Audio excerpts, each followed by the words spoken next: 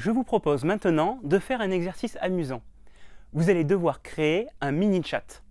Ce sera l'occasion pour vous de commencer à pratiquer, pour une première fois, le langage SQL. Allez, j'espère que vous êtes prêts, c'est le moment de pratiquer, de passer à l'action et de me montrer que vous avez bien compris tout ce que je vous ai appris sur PHP et SQL. Je vous propose ici de pratiquer en réalisant un petit chat, on va appeler ça un mini-chat. Le principe va être de poster des messages dans un petit formulaire comme ici, où on va indiquer son pseudo et le message qu'on veut poster. Ce message va être stocké avec le pseudo dans une base de données, dans une table que vous devez créer, une table mini-chat que vous devez construire. Par exemple, ici, je vous montre à quoi ça pourrait ressembler. J'écris un nom et j'écris un message,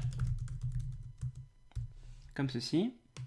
Et quand j'envoie, je suis automatiquement dirigé vers une page qui va stocker le message et qui me redirige à nouveau vers la page du mini-chat et qui affiche le message que je viens de poster plus les derniers messages avant. Ce que je vous demande de faire, c'est de stocker non seulement le pseudo, le message, de faire attention à la sécurité. Je vous rappelle qu'il y a un risque de faille XSS quand on laisse l'utilisateur rentrer n'importe quoi, donc soyez prudent là-dessus. Je vous demanderai aussi de stocker la date de chaque message. Ici, vous voyez que j'affiche la date et l'heure. Si vous pouvez, vous allez aussi essayer d'afficher la date de façon un peu plus jolie, c'est-à-dire dans l'ordre, comme on le fait d'habitude en français, jour, mois, année, avec des slash par exemple. Si vous pouvez le faire de façon plus jolie, c'est mieux.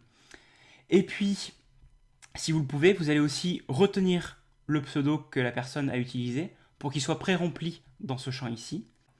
Voilà ce que je vous demande de faire. Ça fait déjà pas mal de travail. Donc, travaillez bien, réalisez le code et fournissez-moi d'une part le code des pages PHP et ensuite l'export SQL de la table que vous avez créée. Parce que c'est important, on a besoin de la table pour pouvoir reconstruire votre site et le schéma de votre site. Ce code et ce schéma, vous allez le zipper, vous allez mettre dans un fichier zip et vous allez l'envoyer sur l'interface d'exercice. Et une fois que ce sera fait, d'autres personnes vont le corriger en suivant le barème que je vais leur donner. Et vous aussi, à votre tour, vous allez devoir corriger les devoirs d'autres personnes en suivant le barème que je vais vous donner. Voilà, au travail et bon courage.